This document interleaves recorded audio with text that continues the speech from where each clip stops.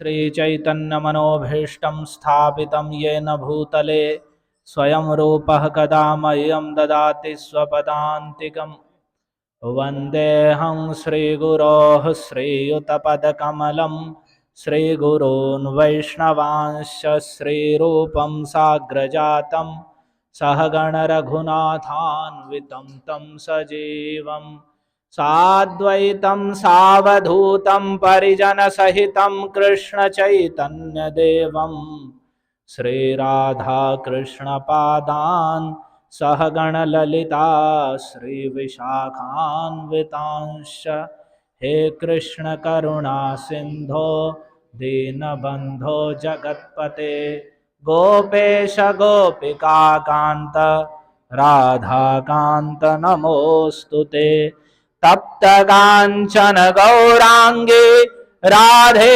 वृंदावनेश्वरी वृषभानुसुते देवी प्रणमामि हरिप्रिये नमो महावदान्याय कृष्णप्रेमप्रदायते कृष्णाय कृष्णचैतन्य नाम्ने गौरत्विषे नमः जय श्री कृष्ण चैतन्य प्रभु नित्यानंद श्री अद्वैत गदाधर श्रीवासादि गौर भक्त वृंद हरे कृष्णा कृष्णा कृष्णा हरे हरे हरे राम राम राम हरे हरे ओम नमो भगवते वासुदेवाय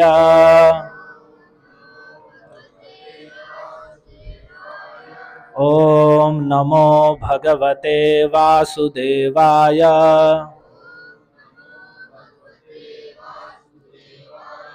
ओम नमो भगवते वासुदेवाय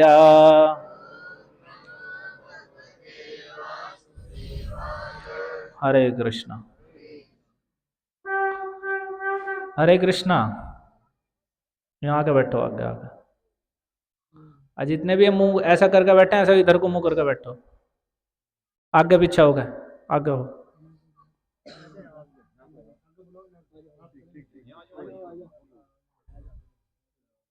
अपराध रोज बोल बोल के सुना रहे हैं कि भगवान के सामने कथा में बैठे हैं, बात करना, इधर उधर ताकना झांकना ये अपराध है। लेकिन वो ना कान पे जूं नहीं चल रही है, वैसा बात हो रही है।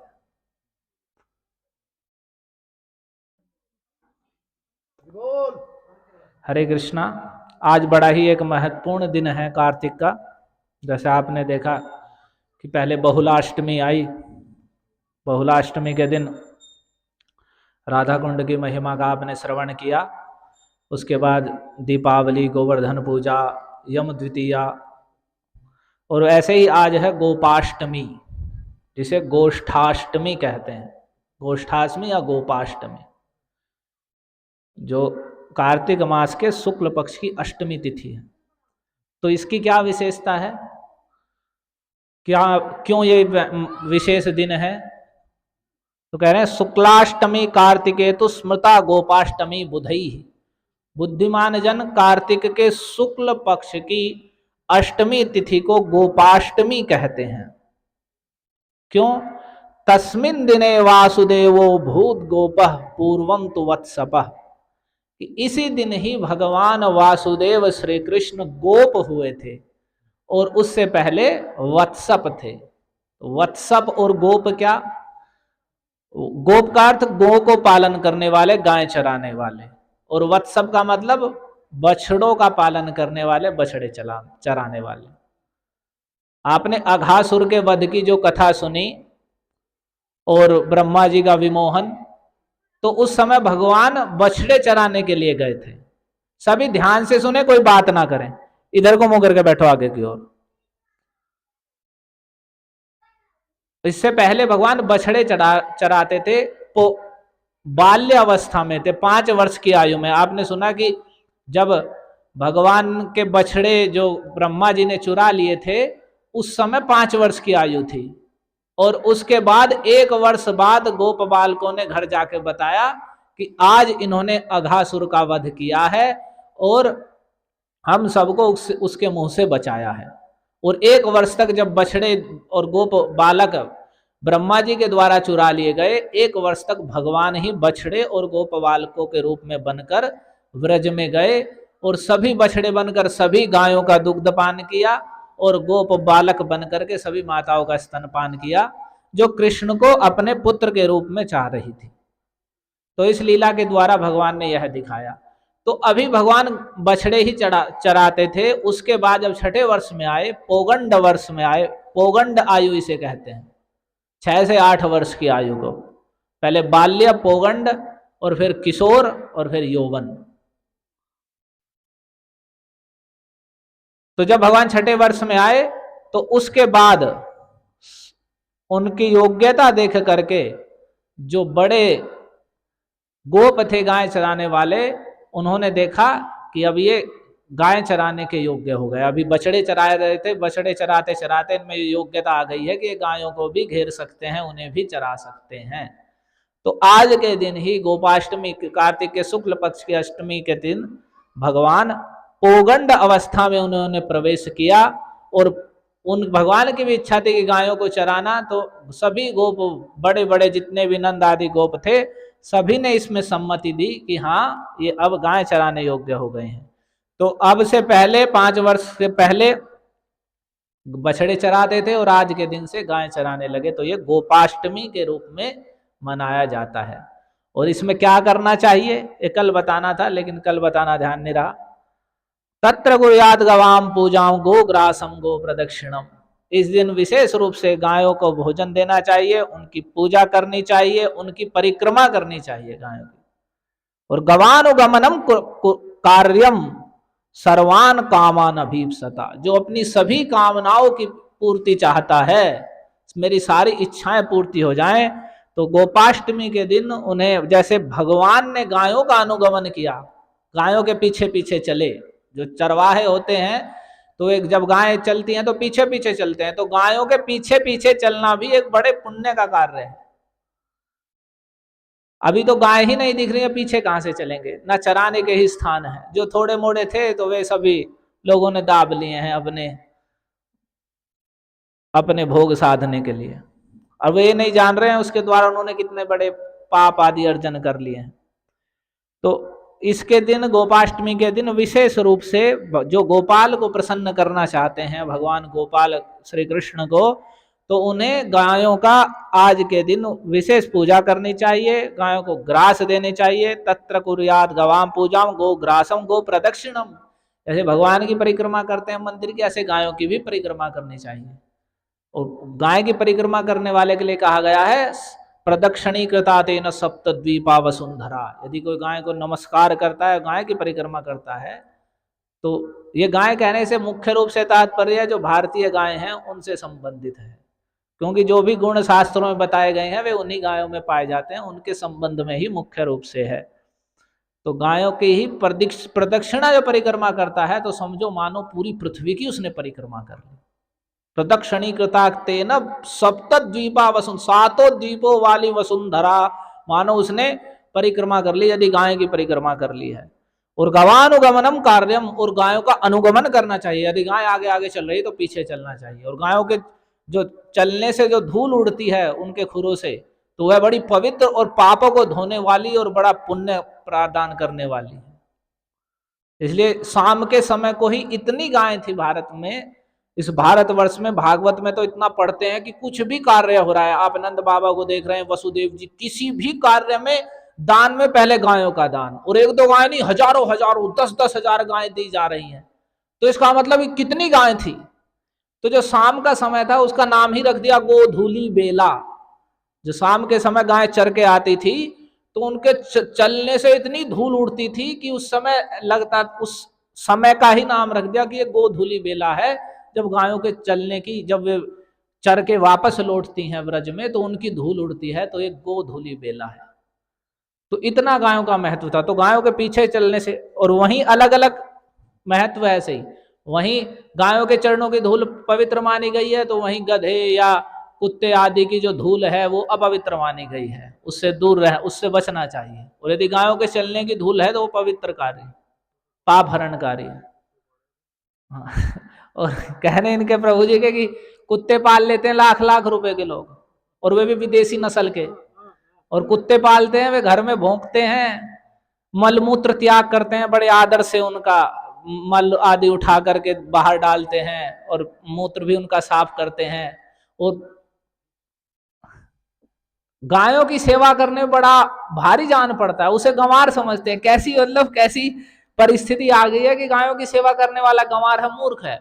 और खूब अच्छा घर बना के और घर में कुत्ता पालेंगे, वो जहां तहां मलमूत्र त्याग करेगा, दिन भर भौं भौं करता रहेगा, और उसका स्पर्श करेंगे, आलिंगन करेंगे, चुंबन करेंगे, बड़े बुरे हाल हैं। और ऐसे ही ना नहाएंगे ना धोएंगे ऐसे ही, जबकि कुत्ते को स्पर्श करने पर भी स्नान करना चाहिए, कुत्ता अपवित्र है। और गायों को स्नान करके छूना चाहिए और पवित्रता लाने के लिए, इतना गायों का महत्व है।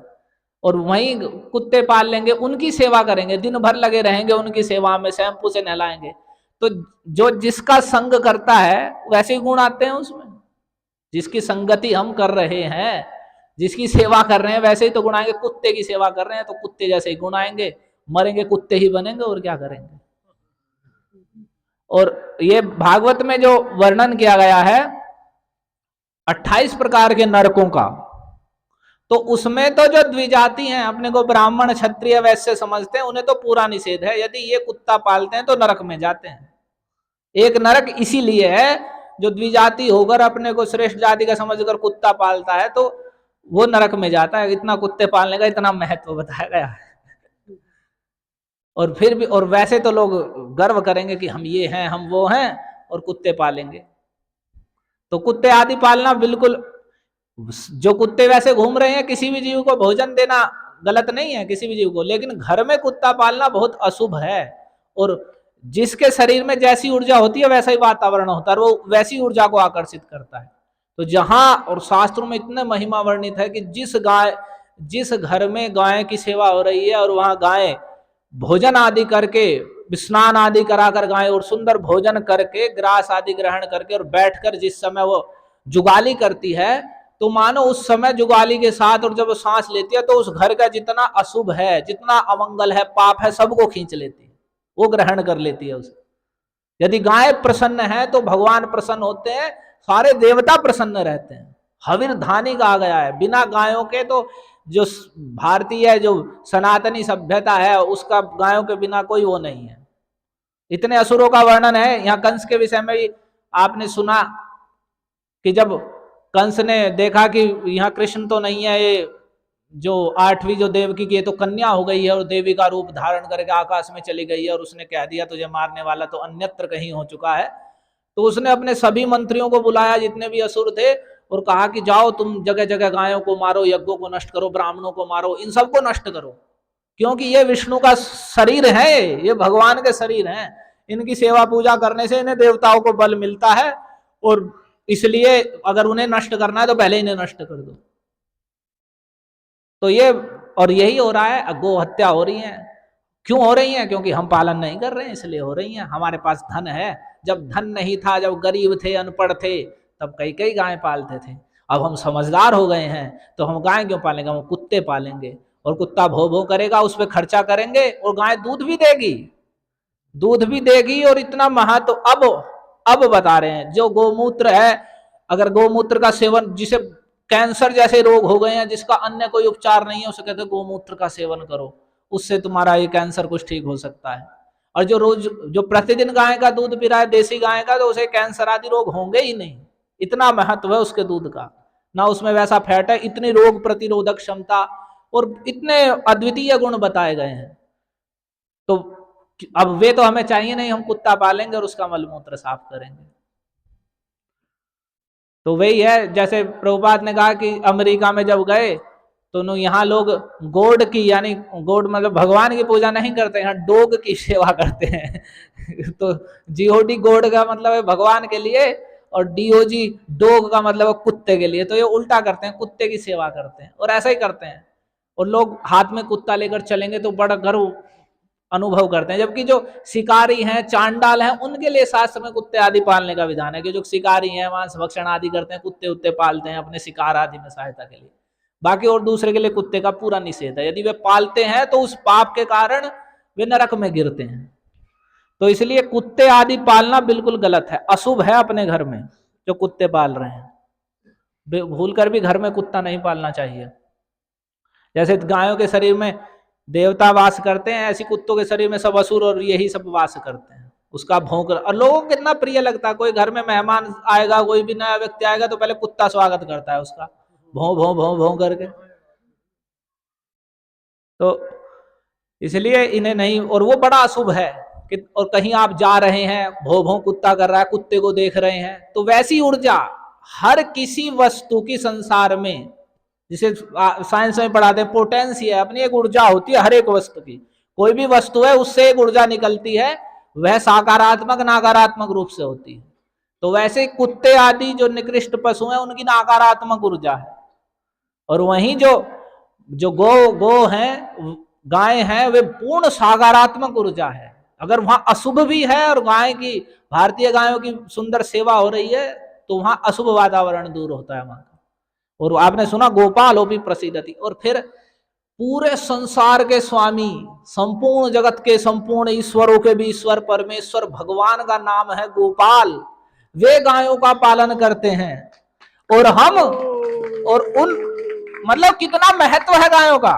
सब देवता भगवान की सेवा करते हैं, भगवान के पीछे चलते हैं, और भगवान गायों के पीछे चल रहे हैं। उनके नाम से गोपाष्टमी तिथि मनाई जा रही है।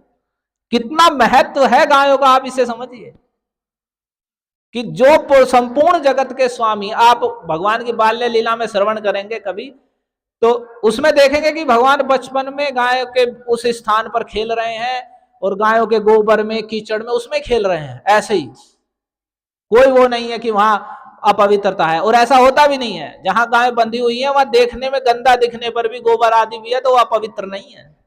जब भगवान को पूतना लेकर चली गई, और उसके बाद जब पूतना से बचे भगवान, तो पूतना को मार दिया और सभी गोपियां वहां से लेकर आई, तो सभी गाय की पूंछ से उनके वो उतारने लगी। कृष्ण की ही गाय की पूंछ से, मतलब नजर उतारना कुछ भूत व्याधा है। और ये है भी, यदि गाय है और उसके पूंछ आदि सिर पे मारते हैं, तो वो जो अशुभ है, ऐसे ग्रह आदि हैं, उन्हें दूर होते हैं उससे। तो उसे गायों की पूंछ से भगवान को झाड़ने लगी, और गोमूत्र से स्नान कराया। कृष्ण को गोमूत्र से स्नान कराया, साफ भागवत में वर्णित है। गोमूत्र से स्नान कराया, गोरज आदि लगा करके, और फिर गाय के गोबर से भगवान का नाम उच्चारण करके ही, जैसे हम तिलक लगाते हैं ना, ओम केशवाय नमः, नारायणाय नमः, माधवाय नमः, तो गाय के गोबर से ही भगवान को इस प्रकार से तिलक लगाने लगे। आप गाय का महत्व समझ सकते हैं इसके द्वारा।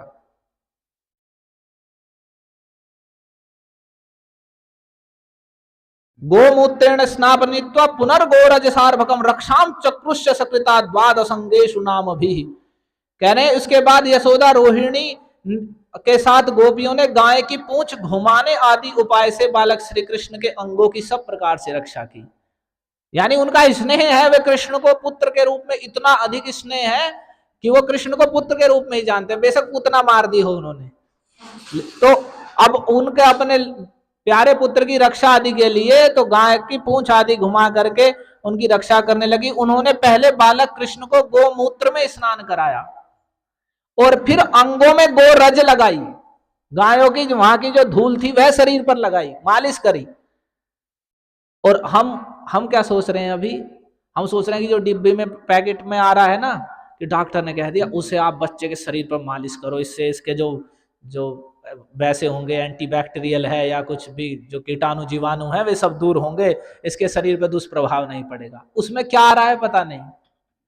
और हमारे पास वो पहले से धन है, लेकिन हमें हो गया नहीं, ये तो खराब है, ये तो गोबर है, और ये तो गाय के ये धूल है, इससे कैसे हो सकता है। और यही अंग्रेजी शिक्षा का जब प्रचलन चलाया तो उसका उद्देश्य यही था। एक लॉर्ड मैकाले था, उसकी सभ्यता यही थी कि इस अंग्रेजी शिक्षा प्रचारित करो और इन्हें ऐसा विश्वास दिलाओ कि जो कुछ तुम्हारी चीज है वह तुच्छ है। जो भी कुछ विदेश से आ रहा है, जो भी कुछ इंग्लैंड से माल आ रहा है, इंग्लैंड का पहनावा, इंग्लैंड का खान पान, वो सब बड़ा श्रेष्ठ है और बड़ा उन्नत है, और तुम्हारा ये सब जंगली है और निकृष्ट है। जब तुम ऐसी शिक्षा का हम प्रचार करेंगे तो ये सब देखने में तो भारतीय होंगे लेकिन विचार बुद्धि से अंग्रेज होंगे, और तब ये फिर वही बनेंगे जो हम चाहेंगे, फिर ये हमारे गुलाम बनेंगे। अभी तो ये अपने नियमों पर इतने पक्के हैं कि हम इन्हें, उसने कहा ये 2 फरवरी 1835 के उसके शब्द हैं, वो लेख है अभी भी। उसने वहां जाकर कहा कि मैंने पूरे भारत का भ्रमण किया 2 फरवरी 1835। 1857 में पहला स्वाधीनता संग्राम हुआ, जिसके बाद पहले ईस्ट इंडिया कंपनी अपना प्रभाव जगह जगह शासन रखती थी, उसके बाद अंग्रेजी शासन हो गया पूरा इंग्लैंड का। तो उसने, उनकी इच्छा थी कि हाँ हमारा शासन हो जाए, तो उसे भेजा गया था कि पहले वहां का निरीक्षण तो करो कैसे लोग, क्या हम कर पाएंगे। तो उसने ये शब्द कहे कि मैंने पूरे भारत का भ्रमण किया, पूरा भारत देखा, लेकिन एक भी व्यक्ति मुझे भिखारी और चोर नहीं मिला। इस देश में इतने ऊंचे नैतिक आदर्श हैं लोगों के, सदाचार के, एक दूसरे के प्रति।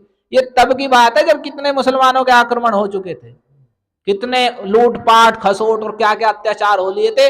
उसके बाद अंग्रेज आए तो भी इतना सब कुछ। उस व्यक्ति ने कहा कि कोई भी भिखारी चोर नहीं दिखाई दिए, और बिल्कुल बड़े सदाचारी लोग हैं इनके, मतलब प्रकृति में है वे सब सदाचारी। इतनी ऊंची संस्कृति, इतने ऊंचे आदर्श कि पुत्र पिता की आज्ञा मान रहा है, अपने अपने धर्म में तत्पर लोग हैं। स्त्री है, स्त्री का धर्म है, पुरुष है, पुरुष का धर्म है, राजा है, राजा के लिए उसका धर्म है, प्रजा का अपना धर्म है, अलग अलग अपने अपने जो जो कार्य में सब निष्ठ हैं।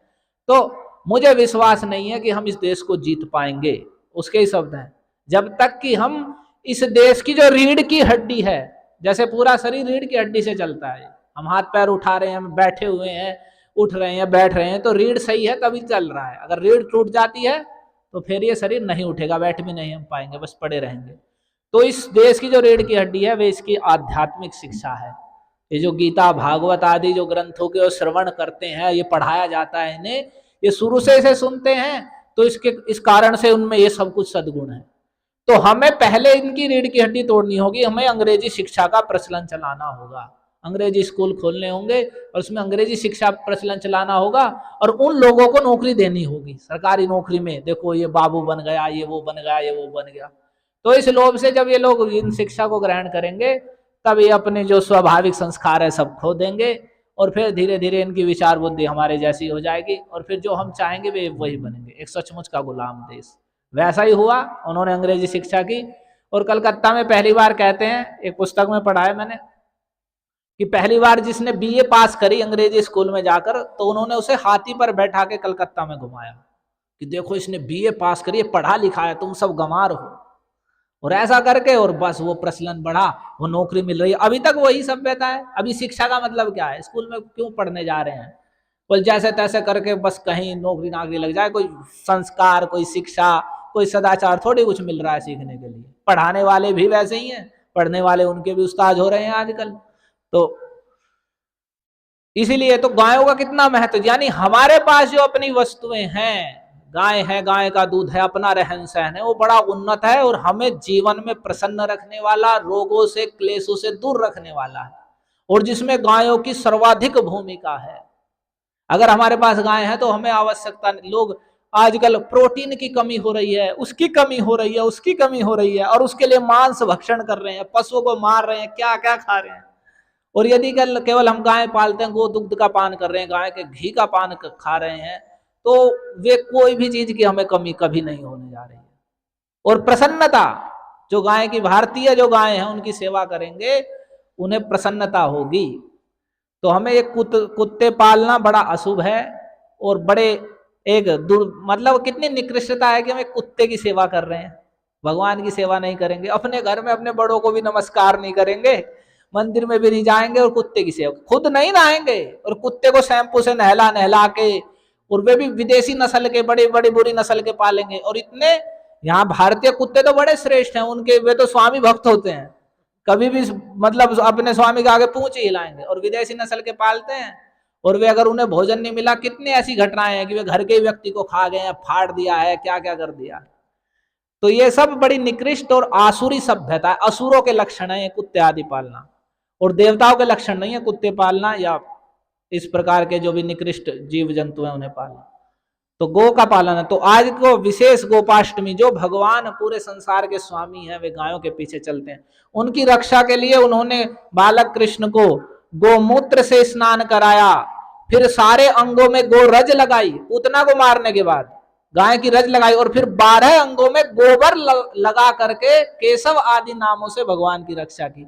ऐसे हम गोपी चंदन का तिलक लगाते हैं, ऐसे कृष्ण के मस्तक पर गोबर का, गाय के गोबर का तिलक लगाया, और इसके बाद गोपियों ने आचमन करके भगवान के नामों से ही भगवान की रक्षा का विधान किया, क्योंकि उनके वे जान करके कि ये हमारा पुत्र है और ये भगवान नारायण के नाम है, इनके द्वारा हम इनकी रक्षा करते हैं, वे साक्षात नारायण ही बालक हैं, कृष्ण है। तो इस प्रकार से, और भगवान के नाम कितना महत्व, यहाँ वर्णन है कि उन गोपियों ने जल का आचमन किया और स्वयं अपने अंगों में न्यास किया, भगवान के नामों से न्यास करके, और फिर श्लोक बोल करके, कितनी पढ़ी लिखी और समझदार थी वे, कि श्लोक बोल बोल करके उन्होंने भगवान के एक एक अंग की रक्षा की। अव्यादनोंघ्रिमणिमान स्तव जानवथोरु, कि अजन्मा भगवान तुम्हारे पैरों की रक्षा करें, मणिमान घुटनों की, यज्ञ पुरुष जांघों की, अच्युत कमर की, हयग्रीव पेट की, केशव हृदय की, ईश वक्षस्थल की, सूर्य कंठ की, विष्णु बाहों की, और भगवान उरुक्रम मुख की, और ईश्वर सिर की रक्षा करें, चक्रधारी भगवान तेरे आगे रहें पीछे रहें। इस प्रकार से भगवान के नाम ले ले करके भगवान की ही रक्षा का विधान कर रहे हैं। तो इससे भगवान के नाम की भी क्या महिमा है ये भी समझ में आ रही है, कि भगवान के रक्षा के लिए भगवान का नाम उच्चारण किया जा रहा है।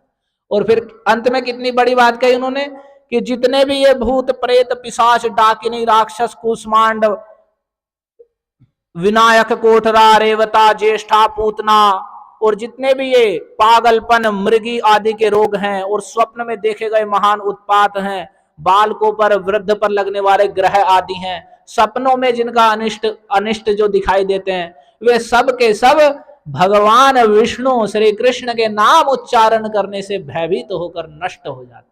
सर्वे नश्यन्तु ते विष्णुर नाम ग्रहण भीरव, ये जितने भी सब कुछ है भूत प्रेत पिशाच, ये भगवान विष्णु के नाम उच्चारण से भीरु हैं, डरपोक हैं। जहां कृष्ण कीर्तन होगा वहां कभी नहीं आ सकते, और जहां भगवान का कीर्तन नहीं है वहां रहते हैं। ये शुरू में ही बताया गया है, नयत्र श्रवणादीनि रक्षो ज्ञानी स्वकर्मसु कुर्वन्ति सात्वताम भर्तुर यातु धान्यस्य तत्र ही।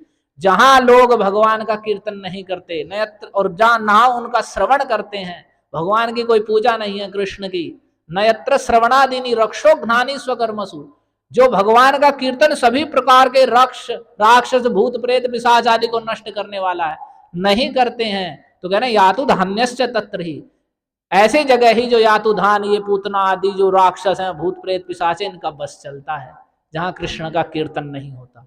जहां कृष्ण कीर्तन होता है, कृष्ण सेवा होती है, वहां इनका बस नहीं चलता।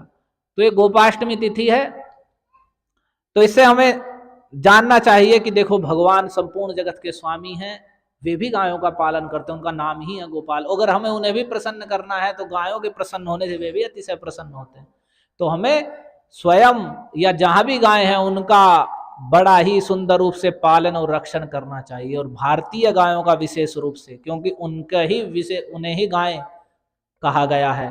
विदेशी नस्लों में जो वे गुण हैं वे सब वैसे नहीं पाए जाते हैं जो गायों की महिमा के बताए गए हैं। तो आज का वह दिन है जिस दिन से भगवान गोप हो गए, पहले बछड़े चराते थे। ततश्च पौगंड वयः श्रुतौ व्रजे बभूव तुस्तौ पशुपाल सम्मतौ गाश्चारयन्तौ सखिभिः समं पदैर् वृंदावनम पुण्यमती व चक्रतुः। कि परीक्षित अब बलराम और कृष्ण पौगंड अवस्था में अर्थात छठे वर्ष में प्रवेश किया, अब उन्हें गाय चराने की स्वीकृति मिल गई, और वे अपने सखा ग्वाल बालों के साथ गाय चराते हुए वृंदावन में जाते हैं, और अपने परम सुंदर श्री चरण कमलों से वृंदावन को अतिशय पावन बना रहे हैं। यानी जब भगवान नंगे पैर वृंदावन में, जो ब्रज भूमि का यही तो महत्व है कि सारे ब्रज में भगवान नंगे पैर घूमे हैं, और भगवान के चरणों में जो शंख चक्र आदि और जौ और कमल और गदा आदि के जो चिन्ह है, वे सब के सब जब ब्रज में चलते थे तो उनके चिन्ह बन जाते थे, अलग ही दिखता था कि ये कृष्ण के यहाँ से गए। तो भगवान आज के दिन ही वृंदावन में गाय चराने के लिए गए, तो एक गोपाष्टमी तिथि कही जाती है। तो इसके द्वारा हमें जानना चाहिए कि भगवान परमेश्वर भी गाय चराने वाले हैं, तो गायों का हमारे जीवन में कितना महत्व है। और कह रहे हैं सर्वान कामान अभीप्सता, जो सभी कामनाओं की पूर्ति चाहता है तो उसे चाहिए गायों की पूजा करे, गायों को ग्रास दे, गायों की प्रदक्षिणा करे, गायों का अनुगमन करे, उनके पीछे पीछे चले। और आज गोपाष्टमी के दिन विशेष रूप से तो उस पर भगवान गोपाल और गायों की भी प्रसन्नता होती है और वह सारी कामनाओं को प्राप्त करता है। हरे कृष्णा कृष्णा कृष्णा हरे हरे, हरे राम राम राम। ये जो हम अपराध सुन रहे हैं, ये सही सुन रहे हैं या गलत सुन रहे हैं? कुछ लोग कह रहे हैं कि अपराध क्यों बता रहे हैं, हम तो इतनी पूजा नहीं करते हैं, तो हमें अपराध ज्यादा मत सुनाओ। तो ये ऐसा है या सही बताए जा रहे हैं जो अपराध है? अपराध का मतलब है जो हमसे त्रुटियां हो जाती हैं। जैसे हम भोजन बना रहे हैं और उसमें कुछ त्रुटि हो जाए, तो क्या वो भोजन का स्वाद मिलेगा? नहीं मिलेगा। उसी प्रकार से हम भक्ति कर रहे हैं, तो जो हमसे त्रुटियां अपराध होते हैं उन्हें बताया जा रहा है कि धीरे धीरे हम उन्हें दूर करें, तो इससे हम जो भक्ति का आनंद है और जो वास्तविक फल है हमें शीघ्र प्राप्त होगा। हरे कृष्णा। ग्रंथराज श्रीमद् भागवतम की जय। गोपाष्टमी तिथि की, भगवान गोपाल दामोदर की, अनंत कोटि वैष्णव भक्त वृंद की, जगत गुरु श्रील प्रभुपाद की, समागत भक्त वृंद की। हरे कृष्णा कृष्णा कृष्णा हरे हरे, हरे राम राम राम हरे। धन्यवाद।